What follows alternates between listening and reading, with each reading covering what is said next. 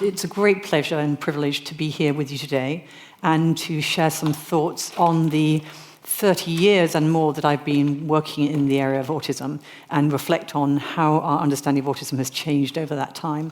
And I really look forward to your questions where I will get to learn from you. The Gresham College lecture that you're listening to right now is giving you knowledge and insight from one of the world's leading academic experts. Making it takes a lot of time, but because we want to encourage a love of learning, we think it's well worth it. We never make you pay for lectures, although donations are needed.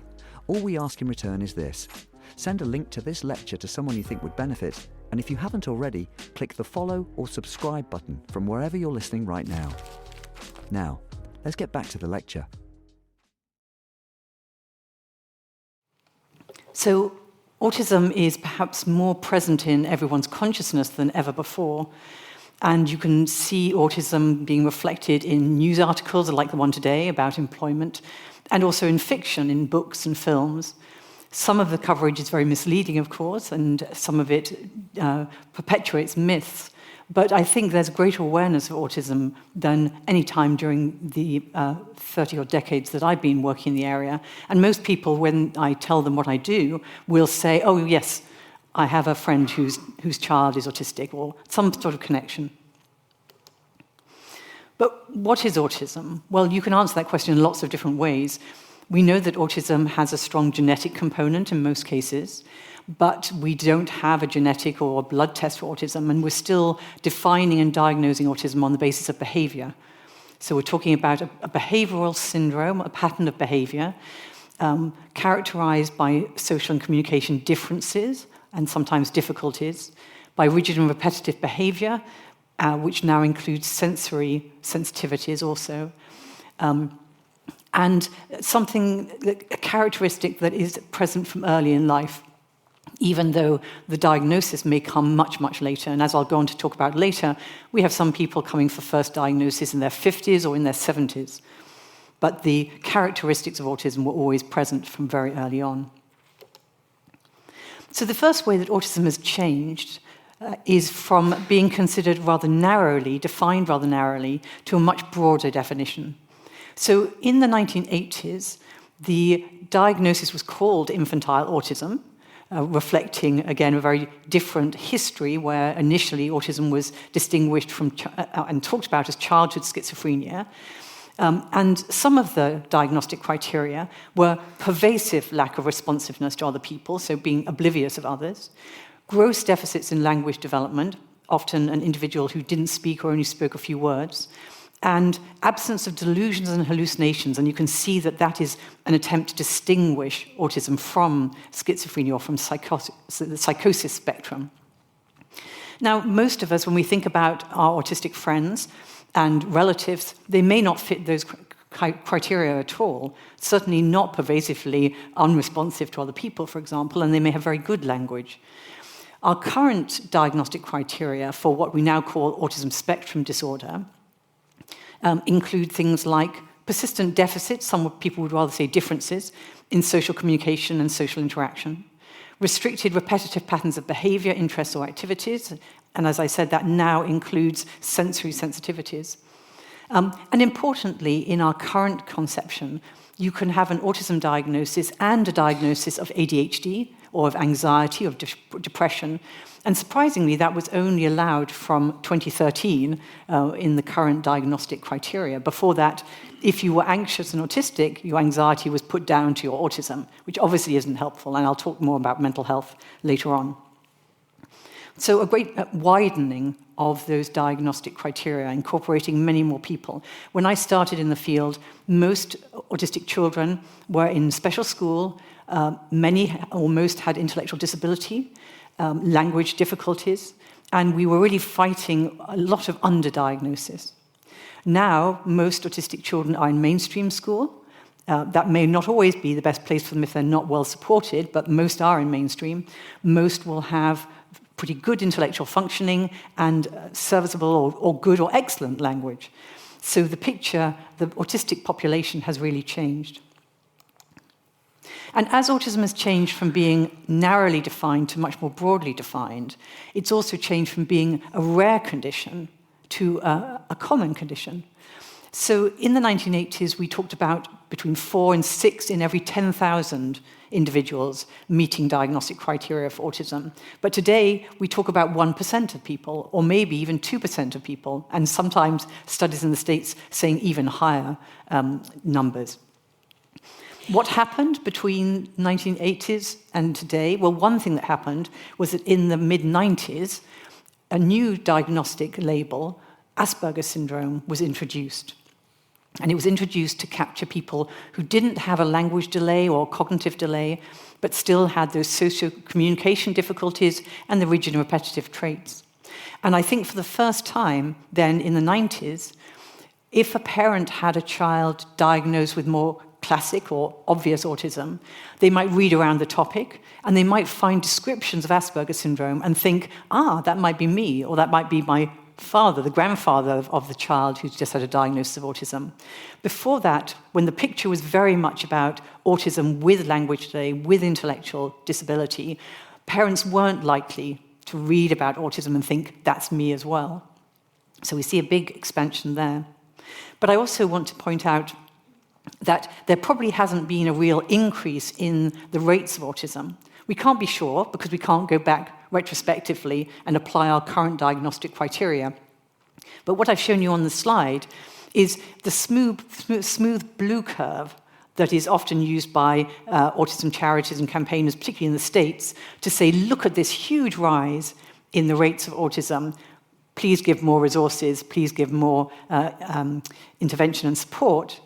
But in set, I put the rates of autism in 2002 and in 2006 in different states in America. And remember that in America, the code, the diagnostic code you have on your health insurance claim determines how much money you get and what resources and services you get. And it happens that you get more for autism, thanks to the campaigning of hard-working advocates and parents. You get more for autism than for a diagnosis, for example, of intellectual disability. So the very different rates and the very different degrees of change in that inset bar graph in different states is unlikely to be telling us that actually in Arizona there has... In 2006, there was a change in what was in the water so that more people were autistic. It's much more likely that services have changed, awareness has changed, provision has changed. And the other thing that helps us to understand the change in the rates of autism, apart from the broadening of the diagnostic criteria and greater awareness and understanding, is diagnostic substitution. So as the rates of autism have gone up, the rates of intellectual disability as a sole diagnosis have gone down. So I don't think there's a change in the numbers of people who are autistic, although I can't prove that, but there are lots of other possible explanations. So that's data from America, and we have that proviso about medical insurance records. Here's some recent data from the UK. And what I want to highlight are two things. First, note that these graphs show the percentage increase. It's not the numbers of people with an autism diagnosis, it's the percentage increase over time. So if you start off with very, very few diagnoses in a particular age group or in, say, females versus males, you will get a big percentage increase, even if there are still fewer females being diagnosed than males, for example. But it's still informative, I think, because it shows that the big increase has been in first diagnosis in adulthood, over the age of 19, and in women and girls rather than in men and boys.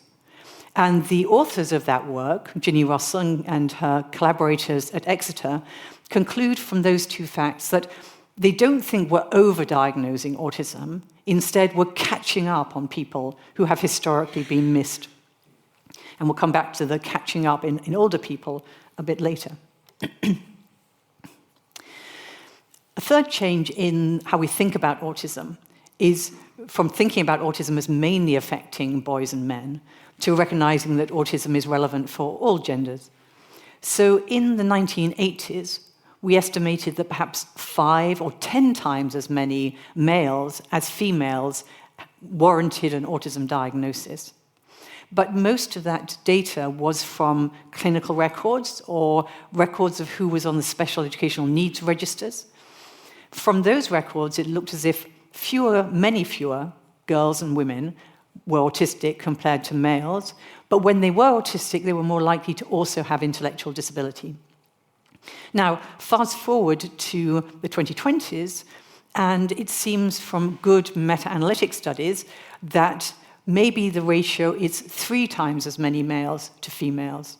And that's taking data from really good epidemiological studies that have gone out into the community and ascertained who would get an autism diagnosis, rather than looking at the lists of the people we already know about. Because if we're missing women or girls, then the lists of people we already know about are not going to give us a fair estimate. So maybe 3 times more females than males. And in those population-based databases, it doesn't seem that women are necessarily more likely to have intellectual disability. The ratio of 3 to 1 seems to be true across the ability spectrum. So that suggests to me that we have been missing or misdiagnosing women and girls, and particularly those who are intellectually able. And when you make that comparison of 5 to 1, or 10 to 1 when we used to talk about Asperger's syndrome, compared to 3 to 1, I think we're missing, or have historically missed, a really large number of women and girls. And I'm going to say a little bit about that. So, is there evidence that we're missing, or have historically missed women and girls on the autism spectrum? Well, we know that females are identified, are diagnosed on average later than males. We know that a male and a female individual with the same level of autistic traits, the female is less likely to get diagnosed. So those are some reasons why we can think that we probably have missed them. And we then need to say, why are we missing them? And I think a large part of this is that we all carry an unconscious bias and stereotype of autism as being male. Apart from anything else, most people will have met more autistic males than females, if only because of the historical underdiagnosis of women and girls. But I think we also carry a lot of unconscious stereotypes. So the picture here of the lined-up cars and then the lined-up cuddly toys, if you look at the lined-up cars, you might well think, yes, that's quite autistic. Lining things up, enjoying repetitively lining things up, that could be a sign that this child has high autistic traits or warrants an autism diagnosis. But then you look at the cuddly toys lined up, and your first response might be quite different. It might be, how sweet. Maybe she, making an assumption, maybe she's going to play school and pretend to teach them. And then that doesn't look autistic at all. But in fact, they're the same behaviors. We're just bringing a sort of gendered lens to them. And in the same way, we know that the kinds of obvious signs of autism that, say, primary school teachers might on average look for don't always work to pick up girls on the spectrum. So you might see a little boy who's autistic who is quite obvious in the playground because while the other boys are playing football, he's just walking the perimeter, pacing the perimeter. And a teacher will spot that. But a teacher might not spot a girl who is just on the edge of the social group of girls who are all chatting, who's laughing just a little bit after they're laughing, or looking just a little bit out of place. So the manifestation of autism in girls may also sometimes look a bit different or not fit our stereotypes. So, for example, many people might think that the autistic social style will be to be socially aloof. But in fact, many autistic girls and many autistic boys as well are very, very attached to one person, to one child at school, and in fact, are unusually clingy to them. But that doesn't always fit with our stereotype of autism. Another reason that we may be missing women and girls on the autism spectrum has to do with diagnostic overshadowing. And of course, this can happen also with boys and men, but particularly diagnostic overshadowing from pertinent diagnoses that are more gender sort of stereotyped. So eating disorders is a very good example. And from my colleagues at the IOPPN, we know that around 20 to 30% of women coming to services for anorexia will, if they're tested for autism, will pass the diagnostic threshold for an autism diagnosis, even though they've never had that diagnosis before. you have to be careful about making conclusions, because we know that when you're at starvation weight, that affects your cognition, particularly your social cognition. But I think the evidence is amassing that when these young women reach a healthy weight, they still have the traits of autism that would probably be sufficient to have an autism diagnosis. So what's happened is that perhaps a clinician sees the eating disorder, but doesn't go further to ask, is this anorexia in the context of autism? And that really matters. My colleagues on the eating disorder ward told me about they now have a wonderful pathway for autistic women and men if they have eating disorders too. But before that, when they were still learning, they told me about a woman on the ward who, unlike all the other anorexia patients, who were very well turned out, always clean, hair always washed, she was quite disheveled and a bit chaotic. And nobody wanted to say anything, because you don't make negative comments about how someone looks on an anorexia ward. But somebody talking to her thought, well, maybe this is not just anorexia, maybe this is autism. And they talked to her, and in fact, she wanted to be given a regime to have a shower every morning, to wash her hair every 3 days. She wanted a routine that was written down. And then she was very happy to stick to the routine, but without structure, she wasn't sure what to do to keep herself sort of clean and well. And similarly, it turned out that her eating disorder wasn't at all to do with body image concerns. Instead, she wanted to keep her weight at a particular number, which happened to be a prime number. And it was about interest in that number and a need for control, which of course is often the case with many people with eating disorders, but she wanted to control this number. And when it was explained to her that she could aim for a different prime number that was in a healthy range of weight, she was quite happy with that, with some counselling around the fact that it's hard to guarantee that you will always be absolutely on a particular number. But a very different driver for eating disorder, so very important to know that this was autism as well as anorexia. And another reason why we might miss not only women and girls, but also some men and boys, has to do with what's being called camouflaging. So many autistic adults and some young people tell us that they work incredibly hard to fit into the neurotypical world, to pass as neurotypical, usually because they've been bullied or ostracized for their autistic behaviors. And they will say that, for example, they selected a girl in their class at school or a woman at work who seems to be socially successful and copy everything about her. Copy how she dresses, how she does her hair, maybe how she does her makeup, how she talks, what she talks about. Copy everything to put on a sort of suit of armor to go undiscovered and not bullied, and maybe even accepted and talked to until you can get to that point to develop a friendship. So based on what autistic people have told us themselves, Laura Hull developed a short questionnaire to measure this sort of camouflaging, and it asks you things like, how much do you agree with the following statements? I learn how people use their bodies and faces to interact by watching TV or films. Or when I'm interacting with somebody, I deliberately copy their body language or facial expressions. And you can answer that you disagree, or you agree a little, or you agree fully, and you get a camouflaging score. Now, camouflaging is important because we know that although it has some advantages that autistic people tell us about, like, for example, being able to go to a job interview or striking up a conversation with somebody you'd like to be friends with, it also has significant costs. So this graph just shows you some of our work where we found that how much people say they camouflage is negatively correlated with self-reported quality of life.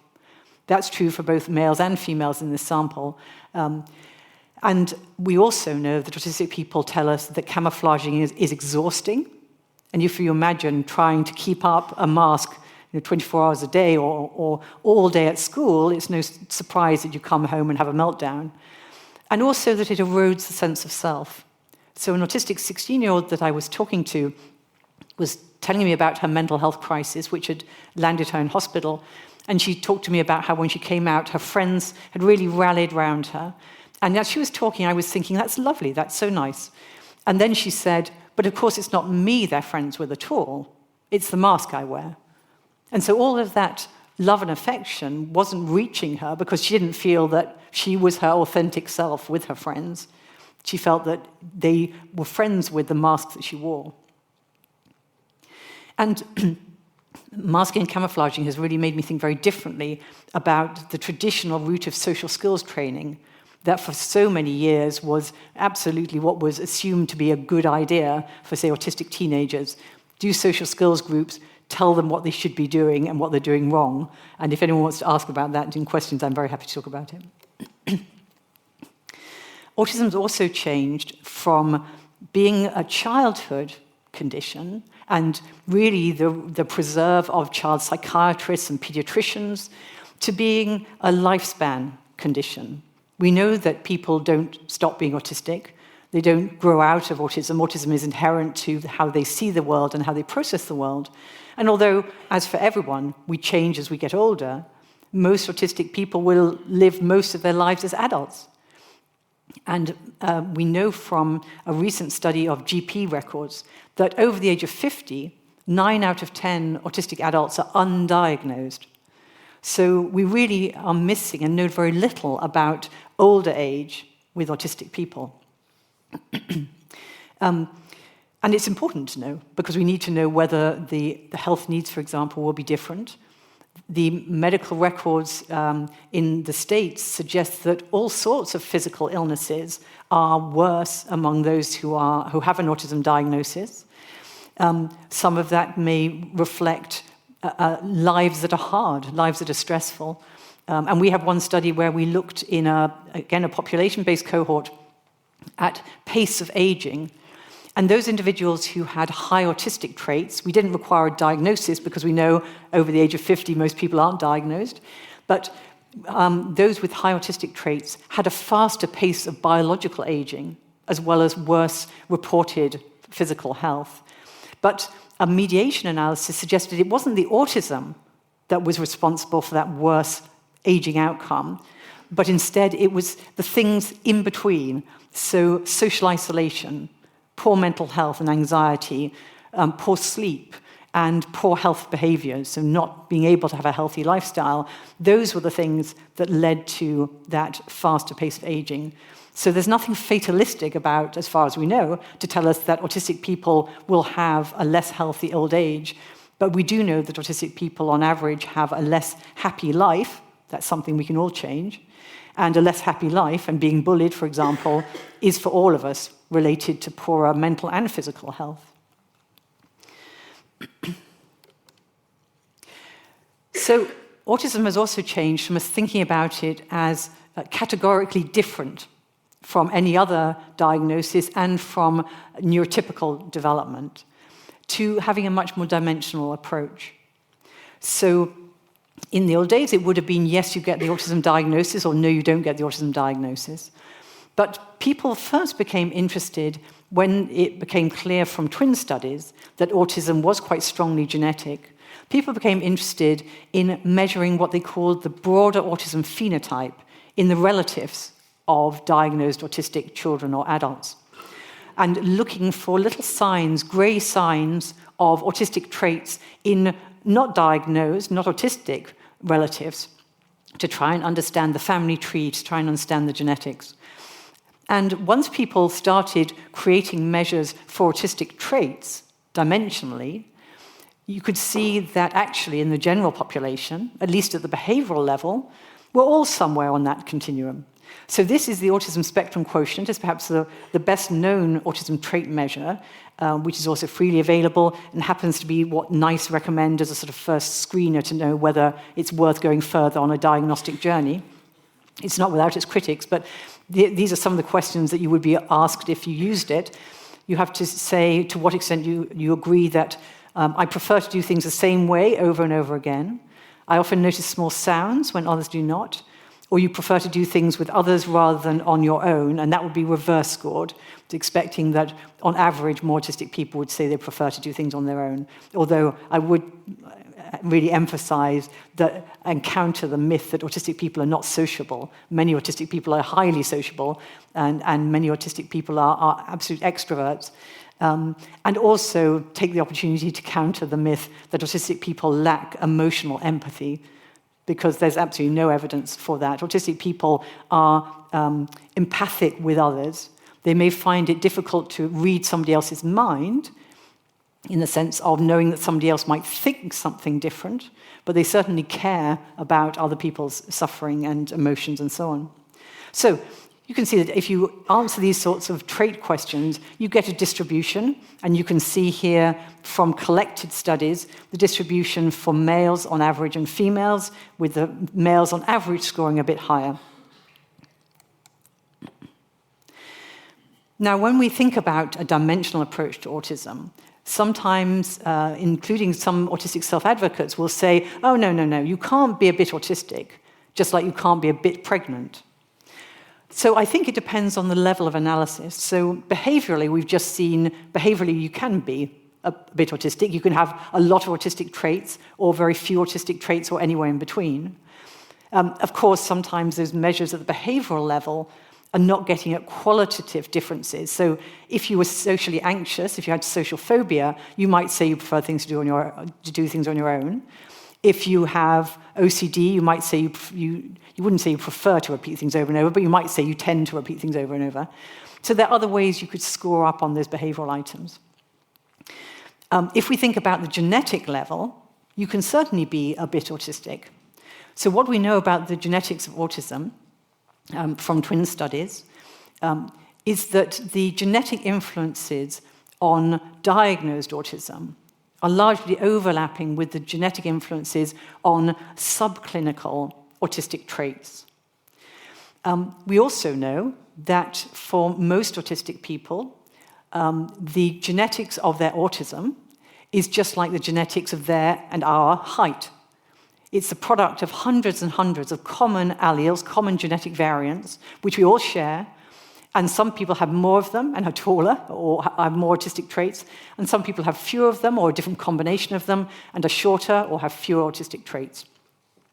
It's only in a very small minority of autistic people that a rare mutation that is qualitatively different from what all the rest of us have seems to be playing a large part in their autism. But for most people, the genetics of autism, just like the genetics of height. And we know that from twin studies. Another way that autism has changed is from thinking of autism as one thing to thinking of autism as many things. So this is pictures meant to show apples and oranges, and one speculation for why we've actually made rather little progress in understanding the biology of autism, and to some extent the genetics of autism. One hypothesis is that we're mixing apples and oranges in our studies, that we've actually got a lot of different individuals who all come under this behavioral umbrella of autism, but have different etiological or biological underpinnings.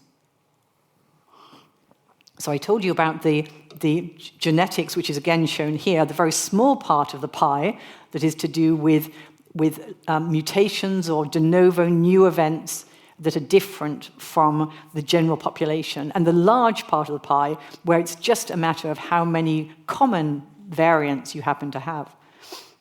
People now talk sometimes not about autism, but the autisms, to try to recognize that there may be this enormous biological, at least, heterogeneity within the category that we call autism.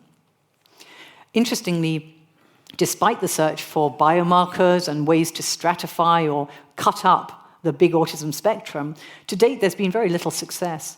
And the only real distinction that carries weight in terms of prognosis, for example, is the difference between autism with intellectual disability, language difficulties, and autism without intellectual disability. Those two seem to take rather different roads and relate rather differently to the genetic story.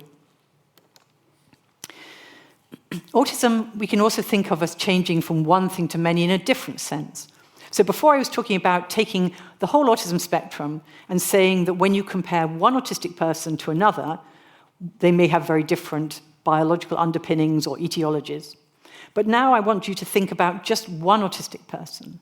And I want to suggest that in even one autistic person, the origins of different characteristics that make up what we call autism may be very distinct. So traditionally, we used to talk about the triad in autism: social differences, communication differences, rigid and repetitive behaviors. And we used to think of those as three sides of one thing that was autism.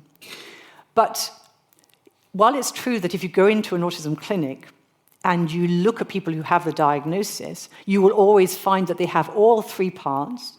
If you look in the general population, you'll find that actually those three parts pull apart in a lot of cases, and indeed in families too. In families where there's an autistic child, you'll quite often find that great-grandfather was an engineer or a proofreader, had an amazing eye for detail, liked to eat the same lunch every day, was socially just fine. And then there's Aunt so-and-so, who was a bit of a hermit, who had one or two close friends but really found social very difficult, but wasn't particularly rigid otherwise. So you can see different parts of what's come together in the autistic child in different parts of the family tree. And in the same way, when we look at the general population, and we were able to do this in the twins' early development study, we found that while there were more than expected by chance children who had all three difficulties or differences, there were lots of children who had only one. So there were around 3% of children who just had social difficulties as rated by their parents, 3% who had only communication difficulties, 4% who were a bit rigid, and these all defined as being in the top 5% compared to your peers. So the largest group are those who have just one area of difference or difficulty, even though when we look at autism, we see everything coming together. And so we've also found with twin work that these different parts of what we call autism actually have distinct genetic influences. So most of the genetic influence on social skills and difficulties is not overlapping with the genetic influences on how rigid or flexible you are. And one of the reasons that that's helpful to know, or proposed as a hypothesis, is that historically we've tried to look for one explanation at the psychological level to understand all the different facets of how an autistic person understands the world. But I don't think we need to, because if the different parts of autism have different origins genetically, then why can't the different facets of autism also have different origins in the processes of the mind? So very briefly, these are three different explanations for different parts of what we call autism, even in one person. And I'll just tell you very briefly about them in case it's of interest. So the social differences in autism, which include not a lack of sociability, but a difficulty sometimes in knowing whether somebody, for example, is joking or lying or being sarcastic, in knowing how to strike up a friendship, how to say the right thing, how to not say the wrong thing, even if it happens to be the true thing. Those social difficulties are well explained by a difficulty putting yourself in somebody else's shoes, a difficulty automatically tracking what somebody else is thinking and knowing. Because we've known for a long time that many autistic children neither tell lies nor understand that others might lie. But telling lies only makes sense if you know that something you know, I might not know, or that you can make me think something that isn't true. But if you don't understand that minds have different thoughts, if you can't track what others are thinking, then that's not going to make sense. And that leaves some autistic people very vulnerable and also very honest, which of course can be a wonderful asset. Then we have, on the more non-social side, we know that autism is characterized not only by some difficulties, but also by some assets. And one aspect of skill in autism is an amazing eye for detail. Not every autistic person, but on average, most autistic people have a better eye for detail than the rest of us. Sometimes that eye for detail makes it hard to get the big picture, to understand the gist.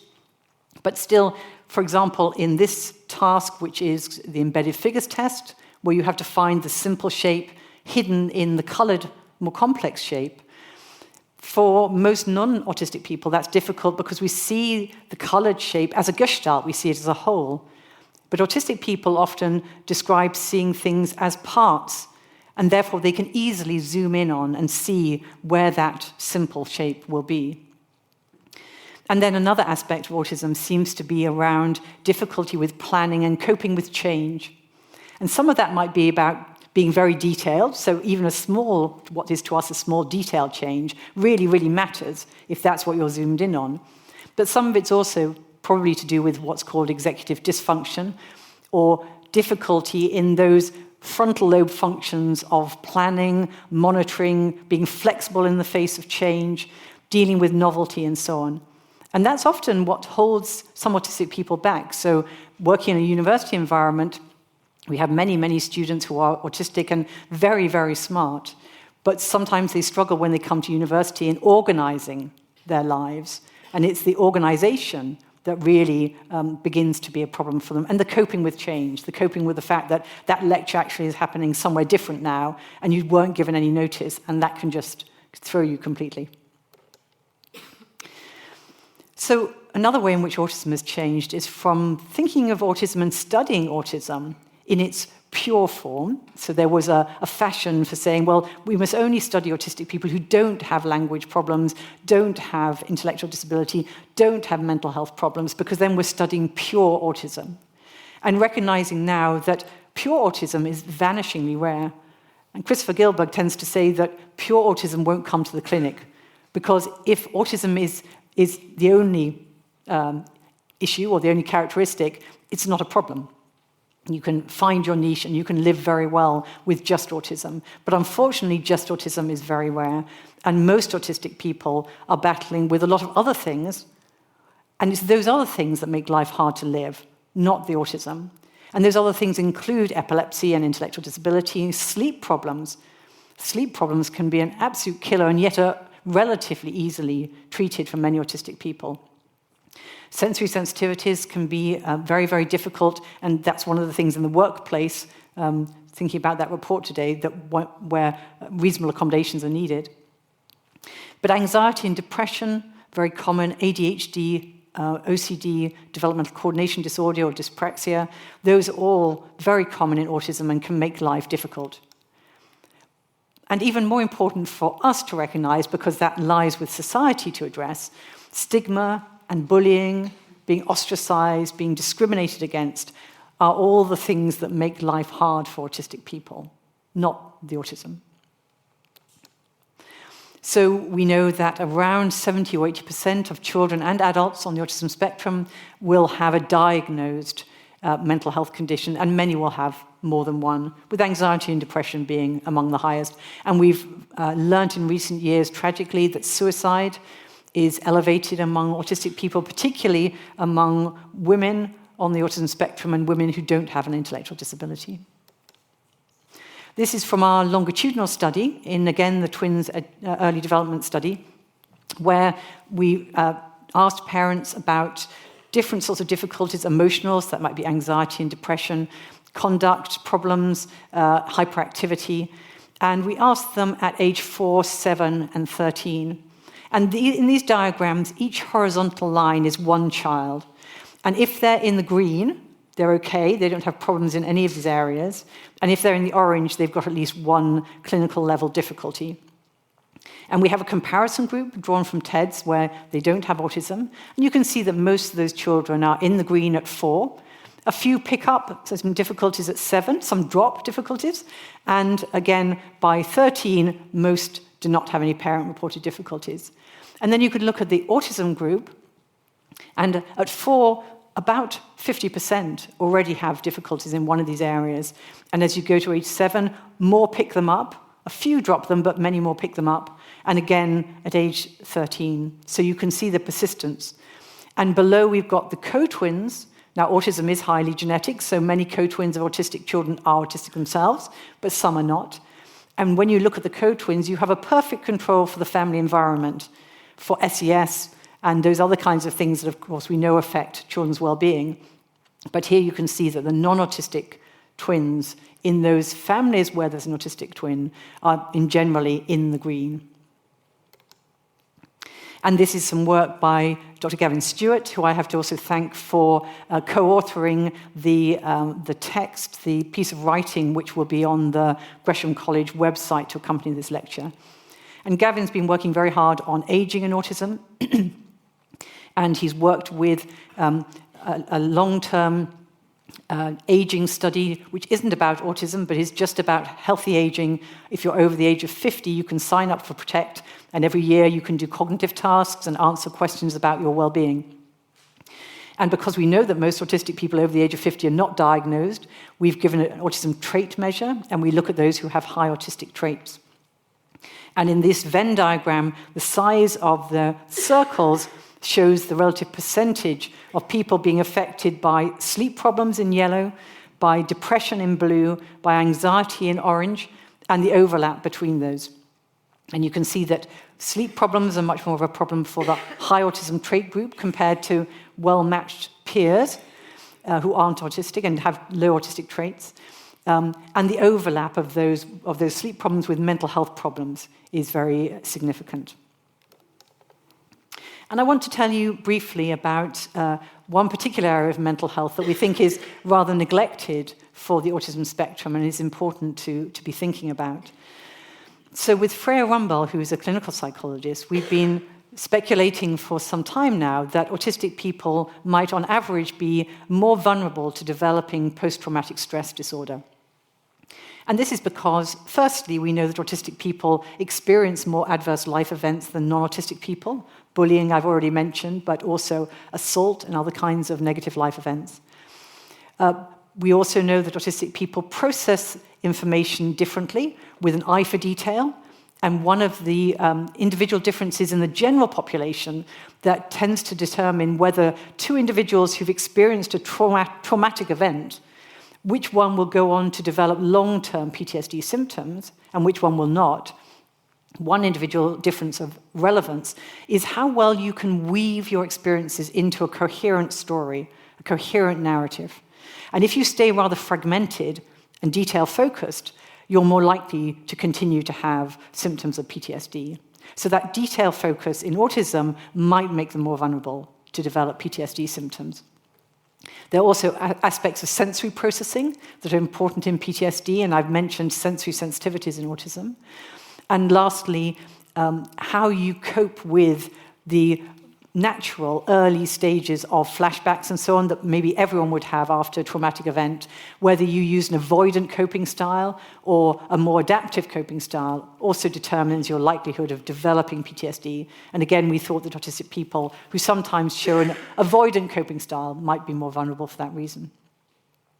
So in one study which we did with autistic adults, we asked autistic adults to take part if they felt something had happened to them that was negative and that still remained with them, that they felt was a trauma. And in this particular study, we had 59 who took part and who reported to us a trauma of a traditional sort. And by that I mean it would qualify for PTSD diagnosis in the American system, the DSM-5, where there's a very narrow definition of trauma, and it has to involve either witnessing or being subject to something that is either a serious assault or a threat to life. So you can see here that a large proportion of the blue slice of the pie are people reporting a physical assault. The orange slice of the pie, people are reporting a sexual assault and other qualifying traumas. And we gave these individuals a trauma symptom checklist, a PTSD checklist. It's not the same as a diagnosis. This was done mainly during COVID, so it's done remotely, but it's a valid instrument to measure your symptoms of PTSD. And we found that 45% of those autistic adults reported symptoms that were in the clinical range. Now, that's a really high percentage. In general population samples where they report having experienced a traumatic event like a physical assault, around 10% will go on to have persistent PTSD symptoms. So much, much higher percentage here for the autistic people. But the reason that I showed you a picture of a bus when I started talking about PTSD and autism is that one of the reasons I got interested in this area was an autistic man telling me about his experience of taking the bus to work every day, and then one day the bus having to take a detour because of roadworks, and him having to get off the bus in the middle of nowhere. He didn't know whether it was a safe area of London or not. He didn't know how he was going to get to work. And he was absolutely frightened and distraught. And after that, not only would he not take that bus to work, he wouldn't take any bus anywhere. And when he walked past his usual bus stop, he would start re-experiencing that fear and have flashbacks of that event. Now, a bus detour would not count in DSM-5 as a trauma, but I think it was clear that this man was experiencing trauma-related mental health problems. So we were particularly interested in looking at whether autistic people are not only more vulnerable to PTSD, but also develop those symptoms following unusual events that most people might not find traumatic. And so this graph, this pie chart, now shows you for the 59 autistic adults who told us about a trauma that wouldn't fit DSM-5. So the large blue segment is bereavement, the yellow segment is bullying, and there's a grey segment which is difficult social situations, having very negative experiences in social situations. And the orange segment after the blue is their own mental health crises. And of these people, again, 43% had symptoms of PTSD past threshold. So it doesn't seem to matter whether what you've experienced is objectively life-threatening. If for you it's traumatic, then for autistic people, the rate of PTSD symptoms seems to be alarmingly high. And one more point on autism and mental health before I go to the final change in the concept of autism. So this is data from Miriam Martini, working in Stockholm, using population registers. And this is data from young people between the ages of 16 and 25, information about psychiatric hospitalization. And the bars are closest to me. The dark bar is autistic boys and young men, then autistic girls and young women, and then their neurotypical peers, male and female. And you can see the alarmingly high rates of psychiatric hospitalization. And Miriam writes in the paper, by as young as age 25 years, 22% of autistic females and almost 11% of autistic males, compared to less than 4% of their neurotypical peers, had been hospitalized for psychiatric difficulties. So really serious level of mental health burden. So the final change from our understanding of autism is from thinking of autism as a disorder, from very much a medical model where we would think about, well, what's wrong with the child? Why does the child not understand the social world? To the neurodiversity lens, to a more social model where we understand that the difficulties in autism come about from a mismatch between the autistic way of understanding the world and the neurotypical designed environment and expectations. And so instead of the rhetoric of the past, and still sometimes in the States or other countries, how would you save your son from autism? Instead, we would have a much more neurodiversity lens, and like these autism self-advocates, insist that to talk about curing autism would be as inappropriate now as it was inappropriate when psychiatrists used to talk about curing homosexuality, for example. That autism is a different way of being in the world, is a neurodivergent condition in the sense that it diverges from the average, but is just as valuable and just as valid a way of being. And encouraging that some employers, as we were hearing about in the news today, are specifically employing autistic people for the many strengths they have, including integrity and a sense of justice, an eye for detail, persistence in a task, and so on. And this is just to highlight some work by a colleague, Dr. Rebecca Wood, looking at what an inclusive school really means. And for her, that means that it accepts the neurodivergence of the teachers and the other school staff. So most of us would think, is a school inclusive? Does it have a good attitude towards children, pupils who are autistic, have ADHD, have dyslexia? But what about the teachers? If the teachers don't feel comfortable to disclose their diagnosis, then it's not an inclusive school. And of course, there are now similar projects for autistic police workforce, autistic doctors, and so on. So to conclude, autism has changed from narrow to wide, with a rise in the diagnoses, from rare to common, although still underdiagnosed in some groups, from childhood to lifespan, with much more research needed on aging, from discrete to dimensional, and from one thing to many, from pure to complex, with a real emphasis now on understanding and improving mental health for autistic people, and from disorder to a difference. And the challenge now is to hear all voices. The autistic voice is coming into research, but how do we hear the autistic voice from people who have intellectual disability as well as being autistic, for example? And really fascinating to think, looking forward, what are the implications for the future of autism research and improving the lives of autistic people? Thank you very much.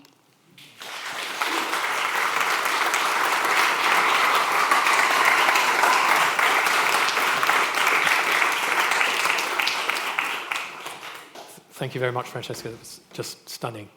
Unsurprisingly, we have an awful lot of questions, so I'm going to try and group one or two of them together. There are so many questions, in fact, that we're definitely not going to be able to cover them today, so I will probably approach you and see if we can perhaps do what we do sometimes and have a follow-up podcast where we can discuss the questions which we've not been able to get through. There seems to be a strong correlation between those who identify as trans or non-binary and who are also autism. Have you any thoughts of why that might be so? So it's certainly true that among autistic people there are many more who either identify with some gender identity other than the traditional binary, and there seem to be more people who are trans as well, and vice versa. We don't really know why. There's research going on in that area. There are, you can imagine, lots of theories at different levels. So some would say it's a sort of sociological theory that autistic people are less conformist and more able to be themselves. And then there are people like Simon Baron-Cohen who are interested in sex hormones and might have a biological explanation. And I think at the moment we don't know, but it's now a hot topic, yes. Okay, there are two which slightly overlap. One is about the way in which the media generate stereotypical perceptions of autism. One particular question about, do you think shows like Love on the Spectrum are indirectly fueling that stereotype? And how might we as society respond to that? So I haven't seen that particular show, but I know that obviously autism is all over the media. It is very difficult. I mean, one of the things that we need to be aware of is that research is neglecting that part of the autism spectrum that has intellectual disability, and there's a danger that we also neglect them when we have shows or documentaries about autism, because it's easier to talk to an autistic person who can talk back, but that doesn't capture the experiences of everybody. And I think that some parents of children who have very high support needs and are on the autism spectrum feel quite worried or upset when maybe a celebrity has their adult diagnoses and they want to say, well, but my child's autism is not like your autism. Their challenges are not like your challenges. So I think it's really about trying to get all voices heard. I mean, clearly there are some TV programs, including about neurotypical people, that are exploitative. And certainly any program I've been involved with, it's very, very important that Autistica or the National Autistic Society, people who have autistic people's welfare at heart, are involved in making sure that participants really know what they're participating in, for example. So here's clearly somebody from an academic background is saying, okay, you've now got a grant of several £1 million. Where are you going to put your money? What would be your next big area of this really large number of overlapping Venn diagrams where you think the biggest return on investment might be? Yes, it's a really hard question, and sadly I haven't had that problem of being given that large amount of money. No, but I mean, I think that one really interesting area that's been under-recognised are motor difficulties in autism. And that's not just sort of clumsiness or developmental coordination disorder, but some autistic people will describe that when they have a sort of shutdown, which can be something like autistic burnout from exhaustion of coping in a neurotypical world, or can be a more short-lived sort of shutdown, meltdown, that they lose volition. They can't act, they can't speak. And there's also very interesting but very little research on catatonia, sort of freezing, among autistic people. And I think that's been really under-researched. So we've woken up to sensory a bit, although there's still lots more research needed there. But I think the motor part of the puzzle, and in relation to that kind of freedom of will and volition, I think that is a fascinating future area. There's a growing number of people asking about an American charity like Autism Speaks, who are pushing the concept of cure in autism still, even after all of this work. Yes. How do you feel about that, and do you think it requires challenge? So many years ago, one of the founders of Autism Speaks, who was the grandfather of an autistic young boy with high support needs, came to London and gave a talk where he talked about defeating autism like he had defeated cancer. And that's clearly not acceptable in our views of autism and in our genuine acceptance of neurodivergence. Autism is not a cancer, and autism isn't something you have. Autism is how you are. And that's just as valid a way to be as anything else. So we certainly don't talk about curing autism. We talk about curing anxiety, curing depression, curing epilepsy, curing gut problems, curing sleep problems. All of these things would transform the lives of autistic people, but we have no desire to change the autism. Often, for parents, when they are sympathetic to the idea of a cure, it's because their child has intellectual disability, maybe self-injurious behavior, maybe a lot of other things. It's not the autism that's making their life hard, I would say. It's those other things, and we should look for ways to help with those other things. Thank you so much. It was fascinating in every respect. But given you've described so many different behaviours and a spectrum and autistic traits, you're talking about such diversity. I wonder how easy or difficult it is to make a diagnosis and what the procedure would be to diagnose. It's a really interesting question, and it goes in some sense to the heart of the complexity of autism. So on the one hand, autism can be one of the diagnoses that where clinicians have the greatest agreement. And people will talk slightly flippantly about the receptionist who works in the diagnostic clinic being able to diagnose somebody as they come through the door by how they're walking and how they greet them. Because autism in its most prototypical form is very, very recognizable. What's difficult is that when you then have overlays of camouflaging and learnt behaviors, or when you have a lot of intellectual disabilities so that the range of behaviors you can see is not very great, or when you have additional complexities, so you have autism and a lot of mental health difficulties, then it can be more difficult to distinguish. Absolutely, there's a lot of heterogeneity within the spectrum, that's definitely true. But also remember that it can be that you start with the same 4-year-old who is, doesn't have much language, is a bit aloof, repetitively lining up toys, grows up to be the maths professor who has a lot of language, who has a lot of friends, but he tends to monologue about his own special interests, as I'm doing now. And the same person can transition through different parts of the spectrum. So, and in that sense, we can say, yes, they're all part of the same thing, if that makes sense. I have a grandson who is severely autistic. He's 19 now and has no speech. He's in the States, and one of the procedures that he's been through is something called, I think it's applied behavioural analysis. Does that make sense? Yes. But it's had, I think, relatively little effect on his behaviour. And the other thing that is perhaps interesting is that recently he had some wisdom teeth removed under anaesthetic. And because it's difficult to communicate with him and tell him not to do things, he severely bit his lip because it was anaesthetised, yes, of course, and nearly went into plastic surgery. Would you have any comments on this sort of thing? Yes, so that's very difficult, isn't it? And I mean, without communication, life is so very, very difficult. So applied behavioural analysis, ABA, for those in the audience who might not be familiar with it, grew out of the sort of behaviourist tradition of response and punishment to train an animal. So it was used with the best intentions to help a child who maybe was just running around the room to settle at a table to begin to be able to learn something. So the sitting at the table would be rewarded maybe with a sweet, and then other behaviours would also be rewarded. And in the old days, negative behaviours would be punished. That doesn't happen anymore. But there is a large body of thought, particularly in this country, and particularly among autistic self-advocates, that ABA is not respectful, that it looks too much like the training of an animal, and it doesn't give people on the autism spectrum a choice, in a sense, about their behaviours. I do know parents where their child was just so much all around the room that they needed to find some way that they would sit long enough to learn something.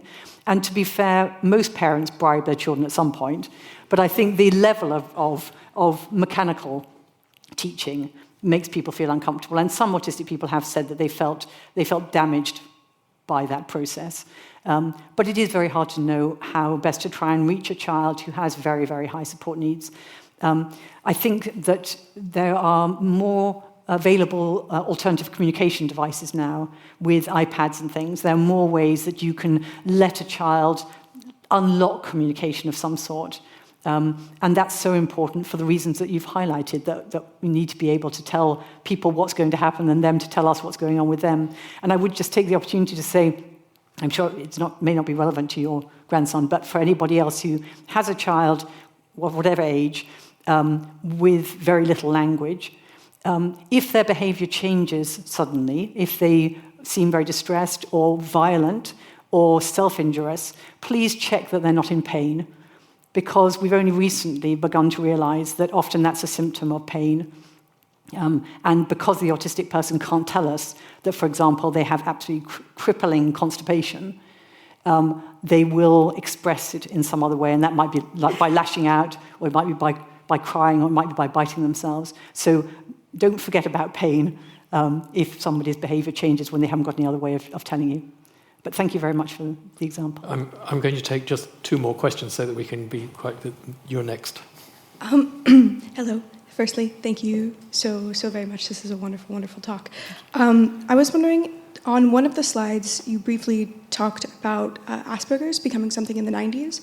I was wondering if you could talk a little bit about how that's developed from perhaps where that came from, and how that's seen now. And you're speaking about this wide spectrum. How is Asperger's now viewed in the wider spectrum? Personally, that was the diagnosis that I had, and I know that I've had trouble communicating that with other people, that's not something that's necessarily an appropriate way to do it. So I'm wondering how maybe in studies and clinicians are able to communicate that in different ways, and maybe how that also specifically applies to women and girls, and different, more female concepts of special interests, and how that translates together. Sorry, does that make sense? Yes. Okay. So I'll try and give a short answer that captures some of those things. So Asperger's was introduced as a sort of experimental diagnosis because historically autism was so much associated with language problems and language delay, or even lack of language. So when there were some children who didn't seem to have any language delay and yet had all the other characteristics of autism, people at the time felt, we've got to study this. Maybe it's a whole different group. The research that happened after that suggested that it wasn't a whole different group. It was part of the autism spectrum, and not different from autistic people who maybe had a bit of language delay but had good verbal intelligence later on. So in the latest diagnostic system, it's folded into this bigger category of autism spectrum disorder, with the expectation that anybody who had an Asperger diagnosis would simply be included in autism spectrum disorder, not have to go and get a new diagnosis. The other piece of the puzzle is that Hans Asperger, who of course was working in Nazi-dominated Vienna, who wasn't a member of the Nazi Party, unlike all the rest of his department, but there has been a question over whether he was saving children or whether he was colluding with a process of eugenesis for handicapped children perceived to be handicapped at the time. So that's another reason why people are not so keen on naming a syndrome after him anymore, although I think the full story of his involvement is yet to be uncovered. I just want to know, in your estimation, to what extent do modern lifestyles, for example, our largely sugar-based diets and our tendency to spend a lot more time online impact on autistic people? Because I've definitely found the online aspect, a lot of autistic people spend a lot of time online, and this kind of exacerbates our difficulties with communication and socialising. So just how do these things impact, in your estimation, on the lives of autistic people? Thank you. It's an interesting question. So I know it's not your question, but just to clarify, I don't think that screen time could ever make somebody autistic, nor could diet. But your question isn't that, I know. Your question is, for autistic people, is the increase in screen time and so on more problematic? I don't think we have the research to know. The research that's been done suggests that autistic people use the electronic media and so on in the same way, for the same purposes, enjoyment and so on, as non-autistic people. And it was interesting talking to my autistic students under lockdown, some of whom said they much preferred meeting online. It was much less stressful and they could control their environment. Whether, as you say, when you then have to do more face-to-face time, has it become more difficult? That's something I think we still need to study. But there's certainly lots and lots of benefits to the digital world for autistic people. One of the things I often think about is autistic people often are really good at understanding how systems work. In the old days, to be an engineer, you had to be physically adroit, then that was out of reach. But now when you can understand a system and do it all on screen, wonderful, you've unlocked a beautiful mind that perhaps had clumsy hands. So I think there are lots and lots of advantages, but you're right, we should be careful about the downsides for everyone. Well, it's been a privilege being exposed to a beautiful mind, I think, today. It was an absolute delight to hear you talk. It was a wonderful lecture. Thank you very much. Please join me in thanking Professor Francesca Happé.